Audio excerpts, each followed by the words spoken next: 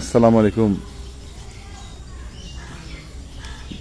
আমি ফয়সাল হামিদ, বাংলাদেশ জাতীয় ফুটবল দলের সাবেক অধিনায়ক। আপনারা জানেন যে আমার মেয়ে আমাদের ছেড়ে চলে গেছেন, কারিনা কায়সার।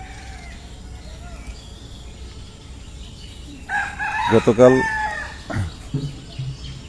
সে ভারত থেকে ফিরে আসে। কারিনাকে রিসিভ করার জন্য আমরা এয়ারপোর্টে যাই। সেখান থেকে প্রথম যে জানাজা অনুষ্ঠিত হয়, আমরা যেখানে থাকতাম, যেখানে কারিনার জন্ম হয়েছে, ডিউএইচএস বনানী মাঠে প্রথম জানাজা হয়। দ্বিতীয় জানাজা বনানী দরবার শরীফ মসজিদে। তৃতীয় জানাজা শহীদ মিনারে। এবং সর্বশেষ জানাজা হয় এই যে এখানে দেখতে পাচ্ছেন, এই জায়গাটায়, এই যে মাঠটার মধ্যে। এটা হলে সর্বশেষ জানাজা হয় এখানে। তারপরে তাকে দাফন করা হয়। চিরনিদ্রায় শুয়ে আছে কারিনা, সুন্দরভাবে, অনেক মনোরম একটা পরিবেশে। এই যে লিচু গাছ দেখতে পাচ্ছেন, এই লিচু গাছের নিচে তার স্থায়ী ঠিকানা হয়ে যায়। এটা একটা রহস্য আছে। সেটা হচ্ছে যে কারিনা কয়েক মাস আগে এখানে এসেছিল। কয়েক মাস আসার পর এই যে পাশে যে বাসাটা দেখছেন, হ্যাঁ, এখানে যে বাসাটা, এখানে একজন মহিলা থাকে, নীলু আপা। এটা হলো মূল ভবন। হ্যাঁ, এটা হলো লোপার যে জায়গাটা ওয়ারিশ সূত্রে পাইছে। এই যে এই জায়গাটা, এই যে দেখতেছেন, এই যে বাগান মতো, চতুর্দিকে বাগান। এই যে এই জায়গাটা কারিনা খুব পছন্দ করেছিল। কারিনা ঠিক এই জায়গাটা বসা ছিল, প্রায় এসে এখানে বসতো। এই যে যেখানে আমি চেয়ার দিচ্ছি, এখানে বসতো। তো এই বাসায় যে নীলু আপা থাকে, নীলু আপা বলতো যে, কারিনা, তোমার আব্বু আম্মু তো আসে, তোমার ভাইরা আসে, তুমি আসো না কেন? তো কারিনা বলছে যে, আমি তো একটু ব্যস্ত থাকি আন্টি, আমি আসবো। এই জায়গাটা আমার অনেক ভালো লাগছে আন্টি। তখন বললো যে, সত্যি তোমার এই জায়গা ভালো লাগছে?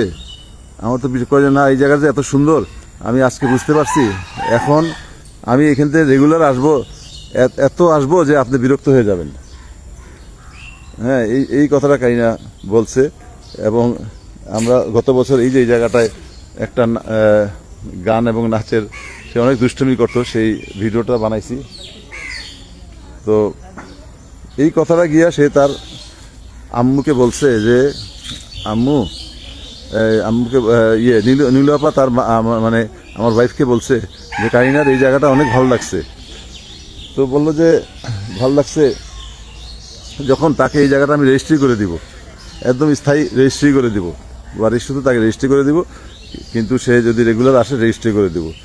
এই কথাটা বলা পরে সেই কারিনা, সেই আন্টি গিয়া তাকে বলে যে, তোমার আম্মাকে বলছিলাম, তোমার আম্মা বলছে এই যে জায়গাটা আছে, এই জায়গাটা স্থায়ীভাবে তোমাকে দিয়ে দিবে, রেজিস্ট্রি করে দিয়ে দিবে। কিন্তু ভাগ্য যে রেজিস্ট্রি করা লাগে নাই, কারিনা স্থায়ী ঠিকানা যে এটা হয়ে যাবে, এটা আমরা কেউ কল্পনা করতে পারিনি।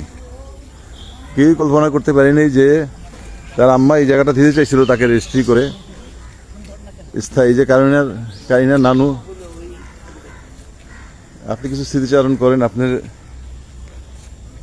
কারিনা আপনাকে তো অনেক বিরক্ত করতো, কিন্তু এখন তো আর কেউ করবে না। এটাই বলছি। কারিনা শুয়ে রয়েছে।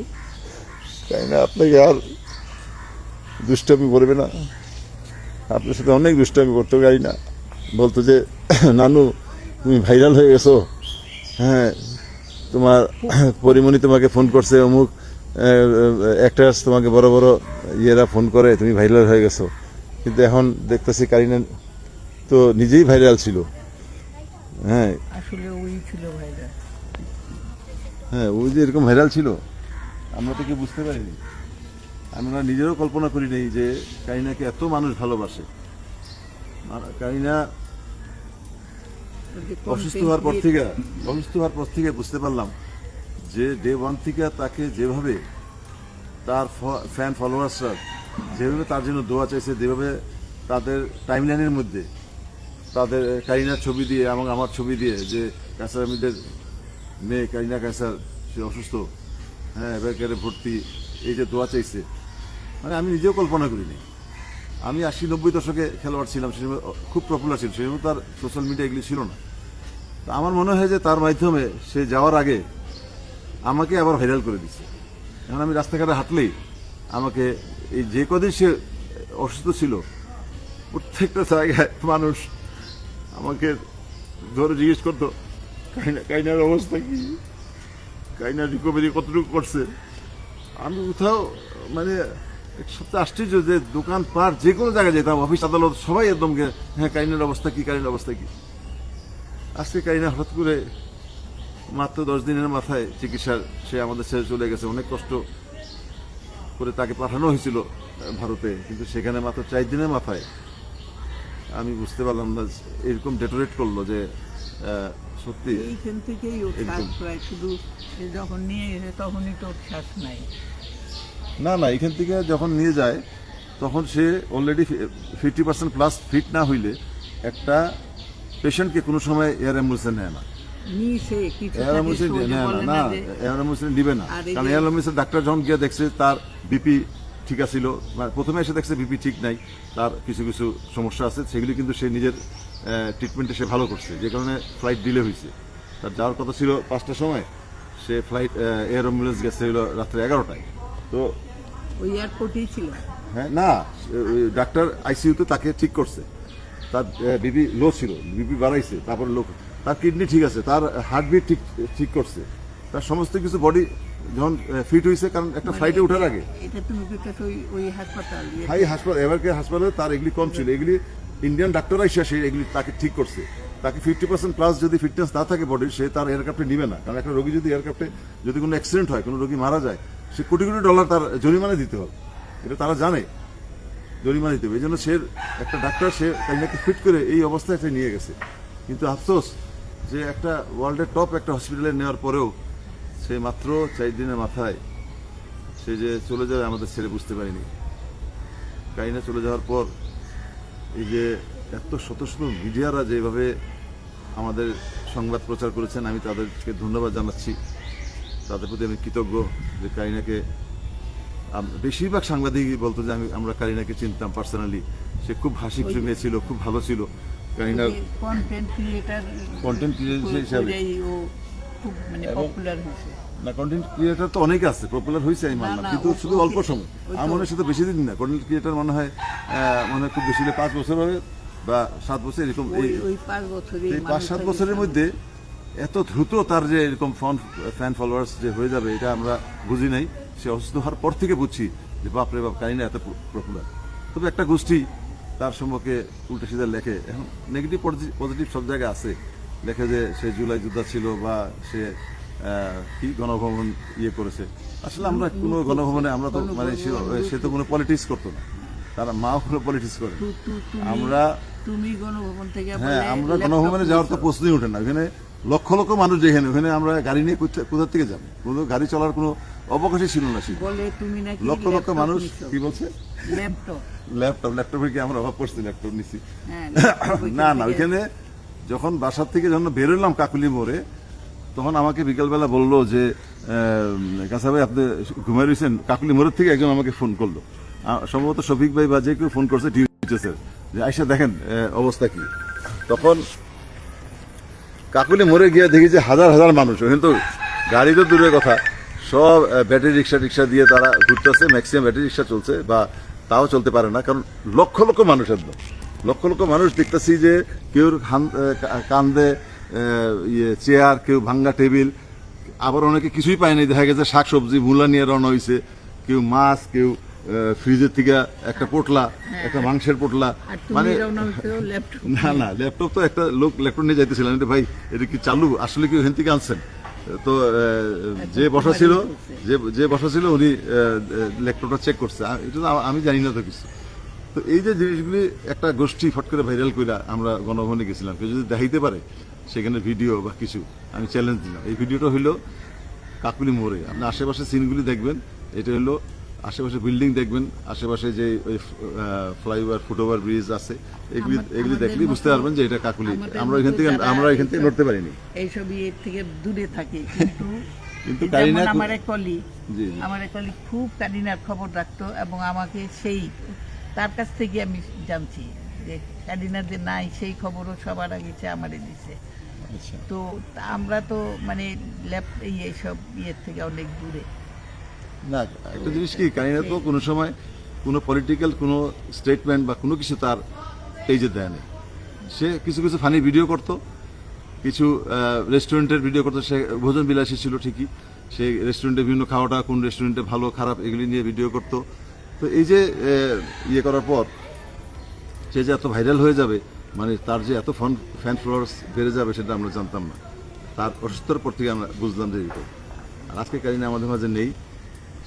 আমি খেলেছি সে 80-90 দশকে, আমাকে লোক ভুলে গেছিল মনে অনেকেই, যারা পুরনো, যারা একটু সিনিয়র সিটিজেন যারা আছে, 40-এর উপরে যারা বয়স, তারা দেখলে আমার চিনবে, কিন্তু ইয়াং জেনারেশন তো আমাকে চিনতো না। ইয়াং জেনারেশন চিনে কারিনার মাধ্যমে। কোনো জায়গায় গেলে এই যারা স্টুডেন্টরা আছে তারা আসে আমার কাছে, যে স্টুডেন্টরা আসতো যে স্যার একটা ছবি তুলবো, একটা ইয়ে করবো, তারা আমার কাছে আসতো। কিন্তু আমি যে তোমরা তো অনেক ইয়াং, আমি যখন খেলা ছাড়ছি তোমার তো জন্ম হয় নাই, কীভাবে চিনো? কয় না, আপনি কারিনার কাছে আব্বা না, একটু ছবি তুলবো প্লিজ, ছবি তুলবো, আপনার ভিডিও দেখছি, আরো ভিডিও বানান। তারা আরো উৎসাহিত করতো। যেমন কালকে যখন জানাজা, প্রথম যখন জানাজা পড়লাম, দ্বিতীয় জানাজা শেষ হইল, তখন বিশ্ববিদ্যালয় থেকে মনে হয় কয়েক হাজার ফোন খালি, প্লিজ আমরা সব স্টুডেন্টরা আমরা ধারা রয়েছি, প্লিজ একটু আপনি যাবেন, শুনছি যে গজারিয়ে যাওয়ার আগে সেখানে দাফন করে আমাদের একটু হয়ে যান, 10 মিনিট হয়ে যান, আমরা একটু সব ছাত্র স্টুডেন্টরা আমরা এখানে দাঁড়ায় রয়েছি। এই জন্য আমরা এখানে শহীদ মিনারে একটা শ্রদ্ধা জানায় আমরা শহীদ মিনার থেকে আমরা এখানে চলে আসছি। আপনার এই যে জায়গাটা, এই জায়গাটা হলো কারিনাকে স্থায়ীভাবে, মানে যে লোপাক বলছে যে কারিনাকে এই জায়গাটা দিয়ে দিব। হ্যাঁ, তো কারিনাও খুশি হয়ে গেছে, সত্যি আম্মু এই জায়গাটা দিবে, বলছে আম্মু কি এই জায়গাটা আমাকে দিবে। এটা বলার পর যদি আম্মু দেয় তাহলে আমি সবসময় এখানে আসবো, আপনারা বিরক্ত হয়ে যাবেন, আমি রেগুলার এখানে আসবো, আমি আর খুব কম অন্যদিকে যাবো, আমি এখানে আসবো, সবসময় আসবো, আপনারা বিরক্ত হয়ে যাবেন। তার স্থায়ী ঠিকানা, এই যে তার পছন্দের জায়গায় স্থায়ী ঠিকানা, যে স্থায়ীভাবে সে এখানে আসবে, তার নিথুর দেহ আসবে, এটা আমরা বুঝতে পারি। কত স্মৃতি এগুলি, কারিনা হঠাৎ করে এইভাবে চলে যাবে আমরা কল্পনাও করিনি। আপনারা তার জন্য দোয়া করবেন। সে অনেক সরল সোজা কোনো মেয়ে ছিল, সে অনেক ভালো মনের একটা মেয়ে ছিল। সে এই যে দেখতেছেন ছোট ছোট ছেলেমেয়েরা, এই ধরনের ছেলেমেয়েদের পাইলে সে কিন্তু সবসময় খাওয়া দিত। কারিনা সবসময় চকলেট দিত, খাওয়া দিত। এমন গরিব মানুষের দেখা গেছে যে সে রেস্টুরেন্টে নিয়ে ঢুকে যেত, যে এই কী খাবে। তার গাড়ির মধ্যে সবসময় দেখা গেছে যে কম্বল থাকতো, শাড়ি লুঙ্গি থাকতো, হঠাৎ কোনো মহিলাকে দেখতো মানে ছেঁড়া বেড়া কাপড়ে, তাকে সে কাপড় দিত। এরকম অনেক সোশ্যাল মানে ওয়ার্ক সে করছে। এবং আমি বলছি যে তুমি যদি কাউকে সাহায্য করো, জানার দিয়ে করো, আমার যেন না দেখে, তুমি তোমার মন থেকে করবা। কিন্তু এগুলি সে সবসময় সাহায্য করছে, কিন্তু কোনো সময় সোশ্যাল মিডিয়া সে দেয় নাই যে আমি এই করছি। সে সবসময় বিভিন্ন রেস্টুরেন্টে খাবারের ইয়ে করতো, কিছু ফানি ভিডিও করতো, আপনারা দেখেছেন। আপনারা তার জন্য দোয়া করবেন। সে দলমত নির্বিশেষে আপনারা তার জন্য দোয়া করবেন। একটা গোষ্ঠী অবশ্যই তার এগেনস্টে নানান কথা লেখে, তাদের উপরে আমার কোনো রাগ নাই, কোনো আক্ষেপ নাই। শুধু এটুকু বলবো, সে যদি কোনো ভুল করে থাকে আল্লাহর রাস্তে তাকে ক্ষমা করে দেবেন। ক্ষমা হলো আল্লাহ তাহলে আপনাকে ক্ষমা করবে, আপনি তাকে ক্ষমা করে দেবেন এবং আল্লাহ তাকে বেহেশত নসিব করুক। আজকে সে আমাদের মাঝে নাই। সবাইকে মৃত্যুর স্বাদ গ্রহণ করতে হবে, হয়তো 2 দিন আগে পরে। আপনি যখন অসুস্থ হবেন, আপনিও একদিন অসুস্থ হবেন, আপনার একদিন মৃত্যুবরণ করতেই হবে। যারা লিখছেন, তখন যদি কেউ বিরূপ মন্তব্য করে, তখন আপনারও খারাপ লাগবে, আপনার পরিবারের সদস্যরও খারাপ লাগবে। আপনার সম্পর্কে যদি খারাপ কিছু লেখে, আপনার মৃত্যু কামনা করে, মৃত্যু হইলে যদি আলহামদুলিল্লাহ বলে, আপনারও খারাপ লাগবে। তো আপনার যদি অনুরোধ রইলেও সে ভুল বেয়াদবি করে থাকলে আমি ক্ষমা প্রার্থী, আপনি তাকে ক্ষমা করে দেবেন। আর সবাই তাকে এখন তার জন্য দোয়া চাওয়ার জন্য আমি কামনা করছি। আপনারা তার জন্য দোয়া করবেন, আল্লাহ যেন তাকে বেহেশত নসিব করে। সবাই ভালো থাকবেন। আসসালামু আলাইকুম।